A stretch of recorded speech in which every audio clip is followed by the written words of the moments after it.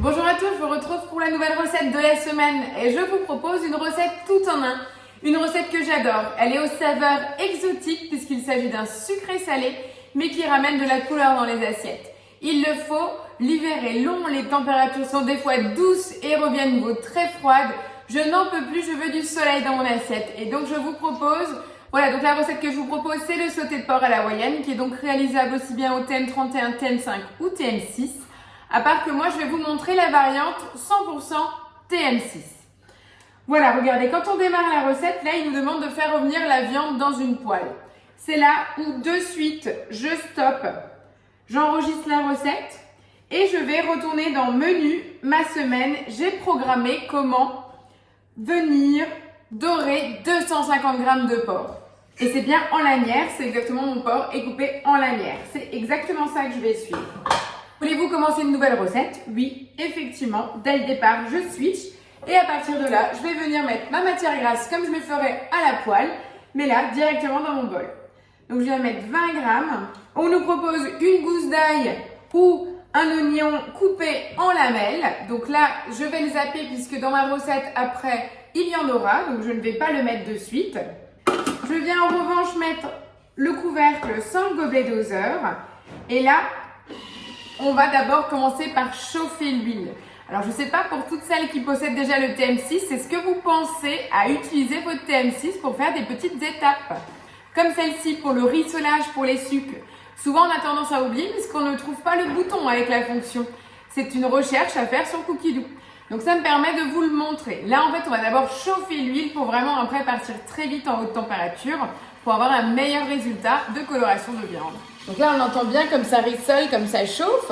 Donc, on va laisser chauffer les 2 minutes et après, on se retrouve pour intégrer la viande. Voilà, donc on se retrouve à la première partie donc de chauffe de l'huile. Et là, je viens mettre 250 g de lanière de porc. On vient répartir l'ensemble du porc autour des couteaux. On remet le couvercle, on ne met pas le gobelet doseur et on va venir mettre le couvercle anti-projection. Et là, je pars pour 7 minutes 30 en température, haute température. Vous voyez au milieu, c'est bien température max. Je vous rappelle, c'est par pic. Des pics à 160 degrés. Donc on entend au départ que le couteau tourne juste pour mélanger, il se stoppe et on va très rapidement entendre la partie saisie. Et là voilà, on va laisser dorer notre morceau de viande.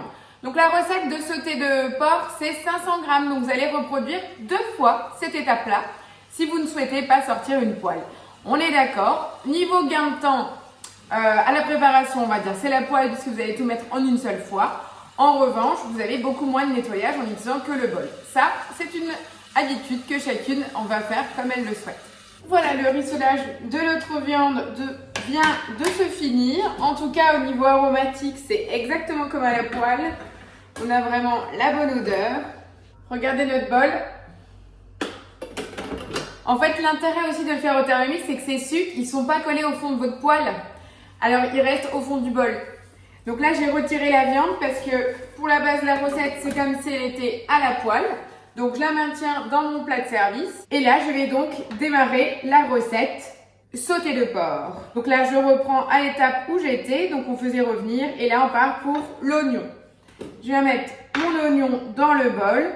On nous demande du poivron rouge et on enchaîne avec du poivron vert. Donc, j'ai tout mélangé dans mon bol. C'est toujours encore mes lanières de poivron du jardin. En même temps, petite info, l'essentiel des recettes que je fais, c'est avec des ingrédients du placard. Donc là, ça me permet aussi de vider mon congélateur avant l'arrivée de la nouvelle saison. Pensez aussi à programmer vos recettes, à faire des recherches sur Cookidoo avec les ingrédients que vous possédez. Ça vous permet de faire de très belles économies puisque vous avez déjà dans vos placards beaucoup d'euros qui dorment, y compris dans le congélateur où des fois on fait des découvertes archéologiques de savoir quel était le morceau de viande au fond du congèle. Je rajoute du blanc de poireau et là je viens mettre le couvercle avec le gobelet puisqu'on va tout simplement venir hacher le tout. On va venir hacher ça pendant 3 secondes à la vitesse 5. Voilà donc le résultat en 3 secondes. Donc là vous pouvez, si vous le souhaitez, passer un petit coup de spatule pour amener l'ensemble des sucres et des petits morceaux au fond du bol. On vient rajouter les morceaux de viande sautée, donc c'était vraiment un court instant que je les ressorte, mais c'est pas grave, puisque j'utiliserai le même plat pour servir à table après. C'est bien pour ça que je le choisis tout le temps.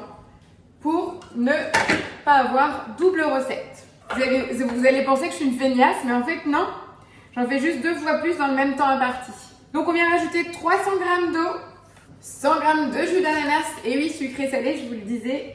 On rajoute du ketchup également, du sirop d'érable, un bouillon cube de volaille, ça c'est mon bouillon de volaille fait maison, du piment d'Espelette, donc là je mets juste une pointe de ma pâte de piment, mais vraiment juste une toute petite pointe parce qu'elle est vraiment très très forte, le sel, même si c'est un sucré salé, hein, le poivre, et en plus quelques petites gouttes de tabasco juste pour la petite finesse relevée en fin de bouche. Là on est tout bon, j'ai donné un petit coup de spatule, je viens mettre le couvercle sans le gobelet doseur, je vais venir mettre le varoma. Et là, dans le varoma, on vient intégrer ce moule. Et c'est pour ça aussi que je voulais vous montrer cette recette. Très souvent, vous pouvez avoir une recette de mijoté, vous n'avez pas forcément l'accompagnement. Sachez que le fameux moule Savarin, qui est un de mes fétiches pour ma crème caramel, vous pouvez aussi l'utiliser en le mettant dans le varoma. Grâce à la petite cheminée ici, vous avez une parfaite cuisson. On va venir cuire notre riz à l'ananas en même temps que le sauté à la vapeur. Elle est pas belle la vie ? Vous y attendez à celle-ci? C'était juste pour ça que je voulais vous montrer la recette. Allez, je mets le moule Savarin et dans ce moule, on va venir verser 250 g de riz. Vous allez me dire, mais le riz va pas être dans l'eau? Ben, on va mettre le riz et l'eau dans le moule. Et là, dans le même moule, on demande de rajouter 400 g d'eau. Donc là, je donne juste un petit coup de spatule. Donc là, le riz, il est parfaitement nappé d'eau, hein. Et là, on peut rajouter aussi l'ananas frais que j'ai déjà coupé ici en petits morceaux. Et donc du coup, il va cuire avec le riz à la vapeur. Donc on aura vraiment le plat sucré-salé. Je viens répartir le tout. Voilà, donc là c'est top. Bien entendu, ça ne déborde pas du moule, hein. Je vais quand même le ressortir pour vous le montrer. Voilà le moule. Donc on a le riz cru, l'eau et l'ananas. Je rajoute juste une toute petite goutte d'huile dans le riz. Et même si c'est un sucré-salé, n'hésitez pas à rajouter une pointe de sel, tout simplement pour aussi que le riz soit légèrement aromatisé. On va venir mettre notre couvercle de varoma, toujours pour finir la cuisson, pour maintenir la vapeur dans un circuit fermé, plus exactement. Et là, on part tout simplement pour 30 minutes en température varoma. Pensez-y, dès que vous mettez le varoma, température varoma, vitesse, mijotage et d'office en sens inverse pour éviter de couper notre viande de porc. Et voilà. Pendant ces 30 minutes, qu'est-ce qu'on peut faire? On nous dit après de retirer le varoma et de rajouter 30 g de fécule. Donc ma fécule est déjà ici, prête pour lier la sauce. Et c'est terminé.